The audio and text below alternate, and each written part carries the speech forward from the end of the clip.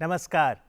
We, the people of India, have given ourselves the Constitution, and therefore it's essential that everyone knows about the supreme law of the land. In this special series on the Indian Constitution, the endeavor is that we'll create awareness about the Constitution of India. Today's topic is human rights, यानी मानव अधिकार, और इस विषय पर बातचीत के लिए यहाँ दूरदर्शन दिल्ली स्टूडियोज में मेरे साथ 3 एडवोकेट्स मौजूद हैं। आइए उनका परिचय आपसे कराऊं। हमारे साथ हैं मुकेश चौधरी जी, नमस्कार। स्मृति वासन जी हमारे साथ हैं, नमस्कार स्मृति जी। वीरेंद्र सिंह जी हमारे साथ हैं, आपका भी बहुत स्वागत है। और वी द पीपल को रिप्रेजेंट करती युवा ऑडियंस हमारे साथ है, आपका भी अभिनंदन। क्योंकि मानव अधिकारों की बात है और हम सभी मानव हैं, तो मैं आप ही से पूछना चाहूंगा, जब हम कहते हैं ह्यूमन राइट्स, क्या क्या आ सकता है इसके दायरे में? कृष्णा। हमारे साथ कुछ भेदभाव ना हो, हमें पूरी डिग्निटी से जीने का मौका दिया जाए और हम खुशहाल जीवन जिए। जी बिल्कुल, आप जोड़ना चाहेंगे? जैसे हम कहते हैं रोटी कपड़ा मकान, एक इंसान का हक है कि उसको उसके देश में वो मिल सके। कौन से अधिकार मानव अधिकार होंगे? मानव अधिकार में एक तो हम रिस्पेक्ट के साथ रहें, अपने रिलीजन का भी, हर रिलीजन का रिस्पेक्ट हो। बिल्कुल ठीक है। और हम जो भी जॉब करें वो भी उस पर भी कुछ मतलब फ्रीडम हो, फ्रीडम ऑफ स्पीच हो। Okay. Human rights consist of the rights such as civil rights, political rights, economic, social and cultural rights. Okay, yes दृष्टि।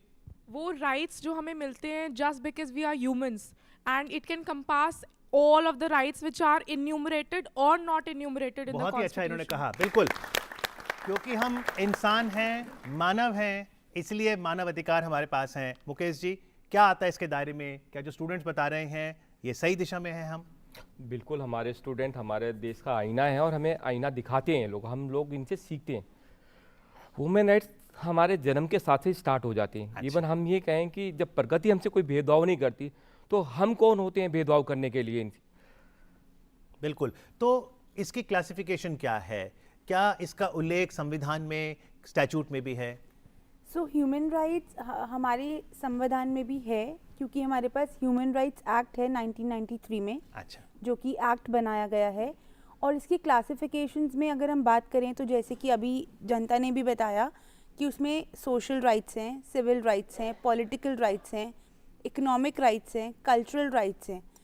सो ये सारे राइट्स उसमें हमारे ह्यूमंस के लिए उसमें मेंशन्ड हैं।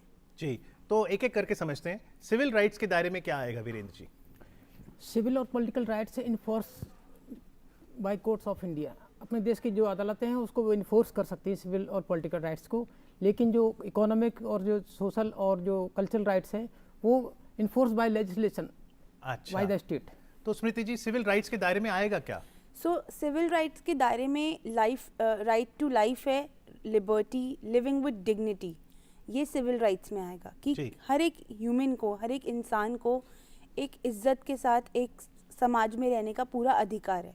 जी बिल्कुल। और संविधान का जैसे आर्टिकल 14 हुआ इक्वालिटी वाला, या 21, ये संविधान में भी इसका उल्लेख है। बिल्कुल, राइट टू लाइफ। जहाँ भी हमें लगता है कि हमें जीवन जीने के लिए कोई भी प्रॉब्लम कर रहा है तो हम बिल्कुल हम मानव अधिकार आयोग के अंदर जा सकते हैं। इक्वलिटी का राइट है, स्वतंत्रता का राइट है, शोषण के विरुद्ध हमारा राइट है, और भी बहुत सारी चीज़ें हैं। जी, पॉलिटिकल राइट्स में स्मृति जी? पॉलिटिकल राइट्स की अगर हम बात करें तो उसमें equality of law, protection of law की बात होती है कि हर एक इंसान, चाहे वो छोटा हो, अमीर हो, गरीब हो, सबको हमारे लॉ में इक्वली देखा जाएगा और उन्हें पूरा अधिकार है अपने लिए लॉ में। अगर उन्हें कोई भी प्रकार की हेल्प चाहिए तो उसमें लीगली उनको पूरी हेल्प मिलने के भी राइट्स हैं। तो वीरेंद्र जी, जैसा आप बता रहे थे, सिविल राइट्स और पॉलिटिकल राइट्स लीगली एनफोर्सेबल हैं। यस, बाकी 4 क्लासिफिकेशन, बाकी जो स्टेट जो है उन पर कोई लेजिस्लेशन बना करके उनको इन्फोर्स कर, या उनको अपने लेजिस्लेशन के द्वारा इन्फोर्स कर सकती है। स्मृति जी, बाकी जो क्लासिफिकेशंस हैं? सो अगर हम इकोनॉमिक राइट्स की बात करेंगे तो इकोनॉमिक राइट्स में आएगा जो है right to work, right to own a property. हम प्रॉपर्टी भी अपने नाम में ह्यूमन बीइंग्स ओन कर सकते हैं। अच्छा। और अगर हम कल्चरल राइट्स की बात करें तो हर एक इंसान को अपने कल्चर, अपने रिलीजन को इंजॉय करने का, प्रैक्टिस करने का पूरा राइट है. Okay, so let's quickly recap if we can get the 6 categories right. We've got civil We have rights. 5 categories. 5 Yeah, categories. so it is civil rights, social rights, political rights, economic rights, and cultural rights. Cultural rights. These are the 5 classifications of Yes. human rights. Okay, let's get more questions. Yes, please. We are talking about human rights. Why not a human responsibility? Okay, yes.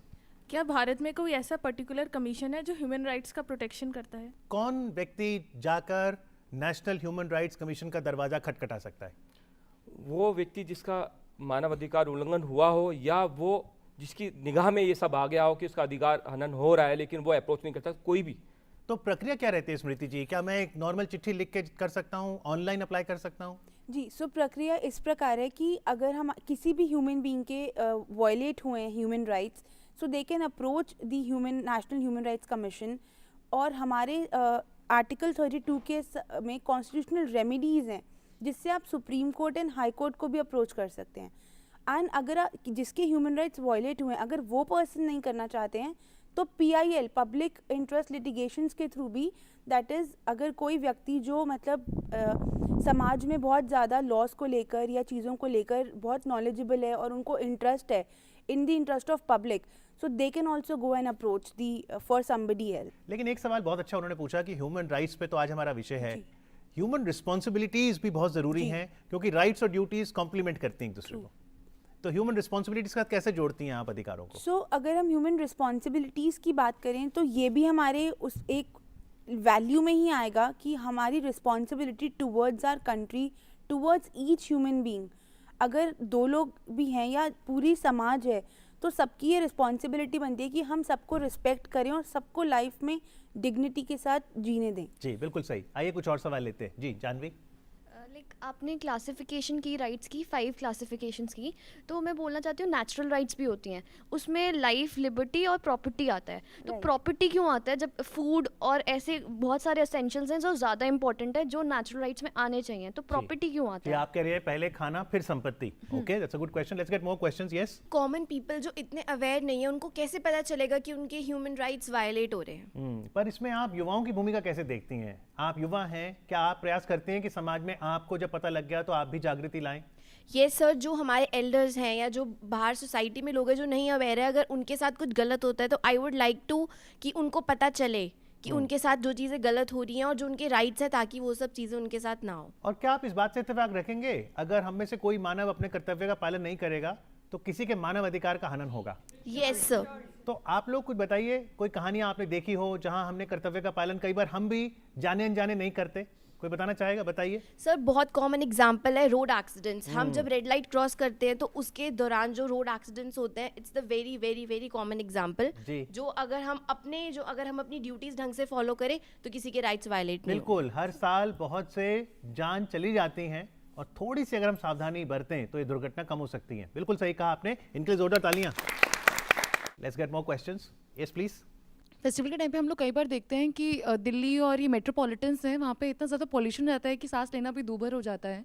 तो क्या can we enforce our human right to breathe in a fresh air? Okay, right to breathe sounds very good. Very nice. Mukesh ji, सबसे पहले तो अगर मान लीजिए कोई behind the bars भी है, कोई डिटेन्ड भी है, फिर भी उसके ह्यूमन राइट्स होंगे? बिल्कुल. चाहे वो कोई भी हो तो है, तो मानव है तो उसके अधिकार भी सुरक्षित हैं. चाहे वो अपराधी है, चाहे वो गुनाहगार है, लेकिन मानव तो है ना. वीरेंद्र जी, प्रदूषण की समस्या भारत ही नहीं विश्व भर में है और क्लाइमेट चेंज और कैसे जलवायु परिवर्तन से हम लड़े उस पर बात होती है.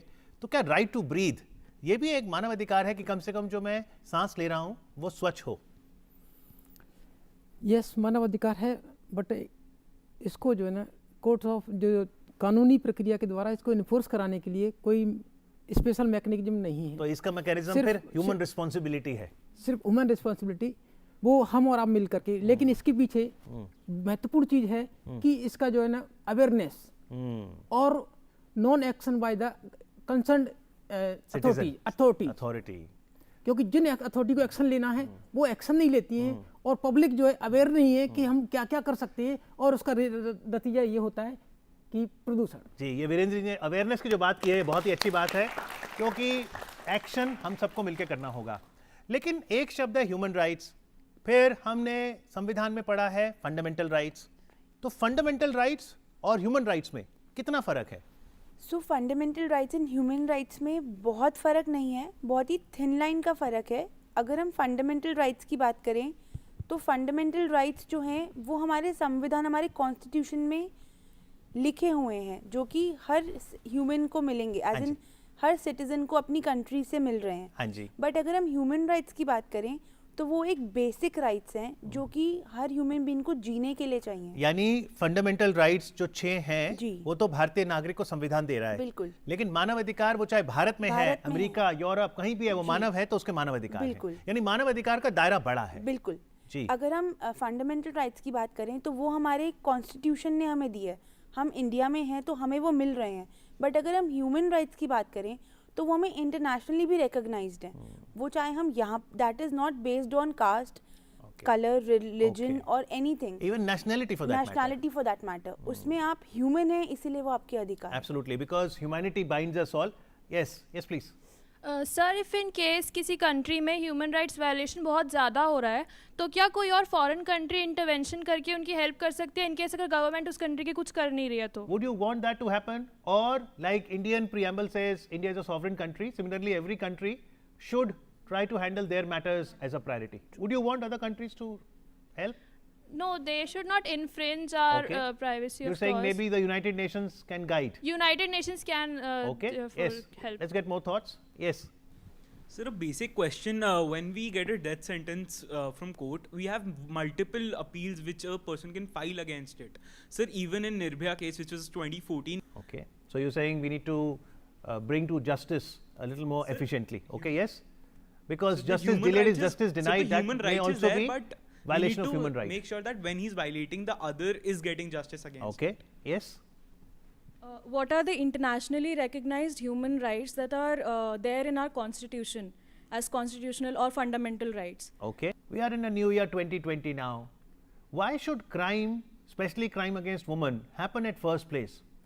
As citizens of India, any thought that we could perhaps do to us?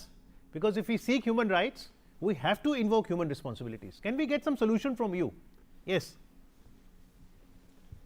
Sir, patriarchy हमारे कंट्री में बहुत ज़्यादा इंट्रेंच्ड है and I have seen my self कि लोग अगर उनसे ऊपर रिस्पॉन्सिबल पोजिशन पे अगर कोई विमेन है, they are not able to see her. तो ये चीज़ we have to start at our homes. हमें अपने पेरेंट्स को, अपने ब्रदर्स को, अपने सिस्टर्स को, everybody we have to educate them कि we are equal and women also have to see यहाँ पर कि वो अगर extra rights मांग रही हैं, but they are also equal, so they need to do actually. That's a very powerful point. Very powerful point. How many of you believe, by show of hands, that 70 years of Indian Republic, we still have, whether in urban or rural areas, discrimination between boy and a girl? Smriti ji, how do you interpret this? So I completely agree with the point that discrimination is there, and you know, अगर हम बात करें कि man and women में कितना discriminate होता है तो ये हर लेवल पर होता है। और अगर हम इसे ह्यूमन राइट्स के साथ इंटरकनेक्ट करें तो बहुत छोटा सा एग्जांपल है कि एक ही माँ बाप के 2 बच्चे हैं, एक बेटा है और एक बेटी है। उस बेटे को एजुकेशन मिलता है बट बेटी को नहीं मिलता है, that is also violation of human rights. अगर हम एक ऑफिस में काम कर रहे हैं, एक मर्द है और एक वुमेन है, दोनों की पे स्केल में फ़र्क है, जिसके लिए बहुत से एक्ट, बहुत से राइट्स, बहुत सी लॉज बने हैं कि हमें ये डिस्क्रिमिनेशन नहीं करना है। But how to bridge this discrimination now? So how to bridge? I would say that of course she said right that हमें घर से ही ये शुरुआत करनी पड़ेगी। ये कोई भी हमने ये जितनी भी चीज़ें हम आज देख रहे हैं जो हमारे समाज में हो रहा है, ये भी एक कहीं से चला आ रहा है। ये ऐसा नहीं है कि हमारे आज ही शुरू हुआ है, ये पीछे से जब औरतों ने आवाज़ नहीं उठाई, बट अब ये टाइम है कि वुमेन और औरतें सब, मतलब all the girls nowadays are really empowering, so they know how to take their rights. 70 साल भारतीय गणतंत्र के, क्या अब समय है कि चाहे महिला हो, बच्चे हो, कोई भी वर्ग हो, अगर आपके मानव अधिकार का हनन हो रहा है, चुप्पी तोड़ो, आवाज उठाओ। जब तक देश के कोने कोने तक पब्लिक को ये नहीं पता चलेगा कि ह्यूमन राइट्स हैं क्या। जब तक उनको अवेयरनेस नहीं होगी तब तक ह्यूमन राइट्स की कोई मीनिंग नहीं है। सिर्फ एक किताब में अगर लिखा गया है, हम पढ़े लिखे लोग इसको अगर पढ़ लेते हैं, उससे कोई बेनिफिट नहीं है जब तक उन लोगों तक जो अनपढ़ हैं उनको पता ही नहीं कि हमारे राइट्स क्या हैं। और हमारी ये जो श्रृंखला है संविधान पर, ये इसी दिशा में एक प्रयास है, पर जागृति बढ़ रही है। जी सर, मैं इस पे एक रोशनी डालना चाहूँगा कि हमारा एक प्रोजेक्ट चल रहा है, ह्यूमन राइट्स के अधिकारों को हम घर घर तक पहुँचा रहे हैं, डोर टू डोर। अच्छा। Already national legal service authority और Delhi district legal service authority ये काम कर रही है, और अब हम अधिकारों के प्रति सबको जागरूक बना रहे हैं, उनके अधिकार और उनके कर्तव्य भी दिखा रहे हैं, जिससे कि उनकी जागरूकता बढ़े। जी बिल्कुल। एक सवाल आया था, इंटरनेशनल स्टैंडर्ड्स की अगर हम बात करें तो वहाँ पर कौन से ऐसे मानवाधिकार हैं जो हर एक देश स्वीकारता है? सो जितने भी मानवाधिकार में हमने आपको बताए वो सारे इंटरनेशनली रिकॉग्नाइज्ड हैं, क्योंकि life to liberty, life living with dignity, ये तो हर ह्यूमन बीइंग के लिए सेम ही है। Right to education, right to work in equal and good atmosphere, ये सबके लिए सेम ही है। ये ऐसा नहीं है कि इंडिया के लिए अलग है, यूरोप के लिए अलग है, अमेरिका के लिए अलग है, ऐसा बिल्कुल नहीं है। बिल्कुल ठीक है। आइए ऑडियंस के पास दोबारा चले। जी सर, मेरा प्रश्न ये है कि हम अगर अपने देश में ह्यूमन राइट्स वायलेट होती हैं और उसके लिए कोई रेमेडी नहीं मिल पाती है, तो यूनाइटेड नेशंस, जहाँ से ह्यूमन राइट्स का स्तंभ शुरू हुआ था, वहाँ से United Nations international court of justice के पास जा सकते हैं अपने ह्यूमन राइट्स की रेमेडी लेने के लिए। ओके जी, आपका सवाल? How we can approach the international court if there is a human right violation? Okay. क्या भारत में कोई ऐसा पर्टिकुलर प्रोसीजर है कि जैसे अगर कोई कॉन्स्टिट्यूशन में राइट अवेलेबल नहीं है तो वो इंटरनेशनल राइट को रिकॉग्नाइज करे? Okay, yes. Like it's more of a suggestion, and I want to give a point actually. Like we all are talking about men and women, but we need to remember there are transgenders as well, and there are rights for them as well, and we need to respect them. That's a very nice program, very nice point. So let me take that question first. स्मृति जी, चाहे transgenders हो, LGBT community हो, कोई भी और queer category में हो, उनके भी मानवाधिकार हैं? सो अगर हम मानवाधिकार की बात कर रहे हैं तो we are only talking about human beings. We are not discriminating on the fact of men, women, transgender, old या कोई छोटा बच्चा। We are only talking about human beings. But you think, like we were saying, that there is still discrimination between men and women, and we need to express every time we say, we should also say transgender, so that the society kind of becomes more comfortable hearing these words. So if we talk about the transgender, बहुत से states में now they are getting employment, they are getting employed.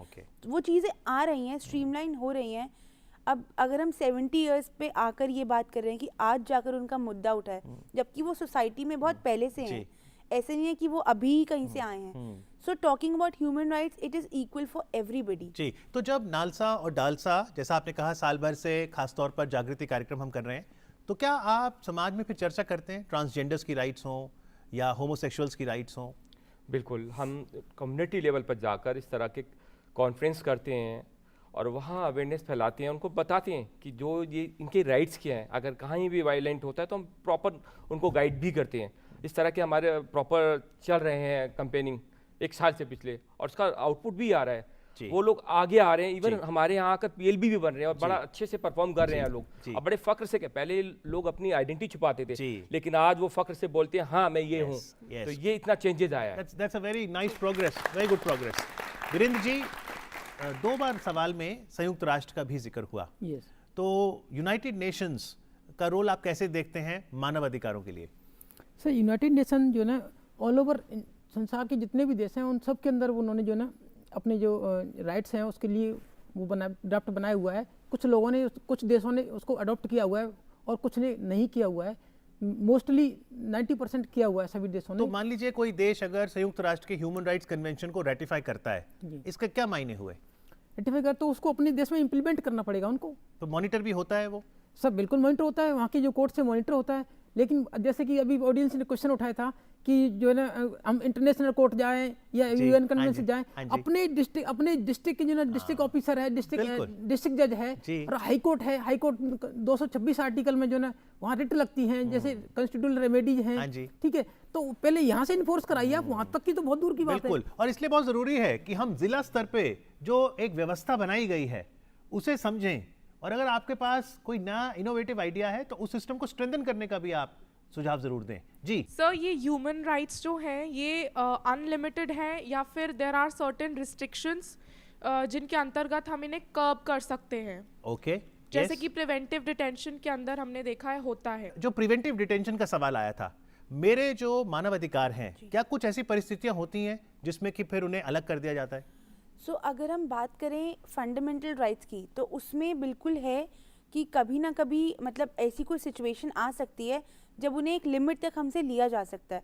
But अगर human rights की बात करें तो human rights में ऐसे कोई भी राइट्स जो मेंशन्ड हैं उसमें ऐसे कोई नहीं जो आपसे छीने जा सकते हैं। प्रिवेंटिव डिटेंशन में, प्रिवेंटिव डिटेंशन में की अगर हम बात करें तो उसमें भी एक सेट ऑफ लिमिट होगी। ऐसा कुछ मेंशन नहीं है कि आपसे छीने ही because you still are a human being. Exactly. At no point of time will you cease to become human Exactly. being. जी, जिस तरह के सवाल आए, आप क्या प्रतिक्रिया देना चाहेंगे? सर, प्रिवेंटिव डिटेंशन की बात यहाँ तक बात है तो वो ये कि आगे कोई अपराध ना करें, उसके लिए प्रिवेंटिव डिटेंशन दिया जाता है, वो भी लिमिटेड होता है, को ज़्यादा समय तक का नहीं होता। मैं आप इसे ही कंक्लूड करूंगा। अब हम सवाल नहीं, आपसे सुझाव या कोई समाधान ही चाहेंगे। जी, जितनी ज़्यादा महिलाएं ऊपर जाएंगी उतना ही ज़्यादा वो देश ऊपर जाएगा। Okay, good point. यस, जिस तरीके से स्मृति मैम ने बोला कि ये चेंज डिस्क्रिमिनेशन का एक औरत, एक आदमी और एक ट्रांसजेंडर में एक घर से आना चाहिए। उस घर में बेटा होता है, जो भी है, बेटी भी होती है, ट्रांसजेंडर भी पैदा होता है, तो उसको ये सिखाना चाहिए कि नो का मतलब क्या है, नहीं मतलब वहीं पे रुक जाना। जैसे एक छोटे बच्चे को सिखाना चाहिए कि अगर हम उसको गुदगुदी कर रहे हैं और वो कहता है कि नहीं मत करो, तो उसी सेकंड हमको रोक देना चाहिए ताकि उसका एक इम्पैक्ट बना रहे। नहीं तो लोग सोचते हैं कि अरे मजाक में इसने नहीं बोल दिया, हम कंटिन्यू कर सकते हैं। that's a good point. Yes, yes. Quick solutions as we conclude.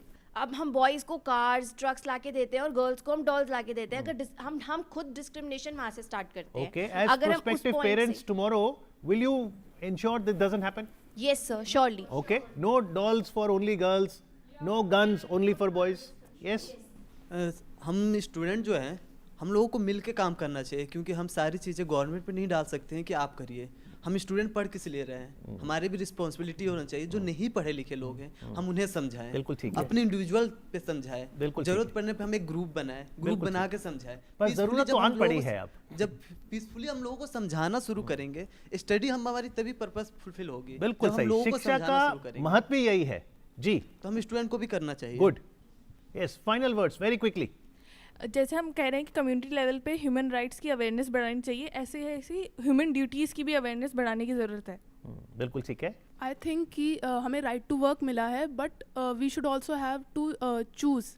If हमें एक वुमेन को चॉइस देते हैं कि if you want to work you can work, if you don't want to work you can't work. It's a matter of choice. But जो males होते हैं उनके ऊपर एक सोसाइटल प्रेशर होता है कि you have to work, but as a concept of house husband वो भी हमें फैलाना चाहिए, बिकॉज अगर वो नहीं काम करना चाहते तो उनकी मर्जी है। जी, yes, one last comment.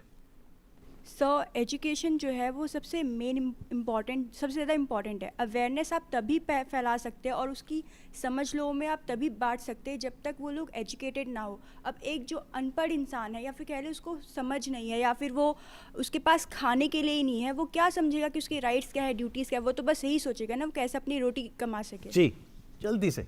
Sir, हमारे ह्यूमन राइट्स अगर हम देखें तो हम अपने घर वालों के राइट्स कभी भी कर्ब नहीं करते हैं, because we see them as a family. तो ये कॉन्सेप्ट ऑफ वसुधैव कुटुंबकम, that is the world is a family, we should see everyone as a brothers and sisters, तभी हम उनके राइट्स को भी प्रोटेक्ट करेंगे। I think you have given me a very good cue to conclude this program. India's culture has always fostered the spirit of Vasudev Kutumbakam, that the whole world is one big happy family. That'll only happen when we'll respect human rights of each others, and for that perhaps human responsibility is the most important solution. For asking such inquisitive questions and sharing your innovative suggestions, and to help us understand of human rights better from the legal perspective, to all my guests and the audience, thank you very much. Thank you.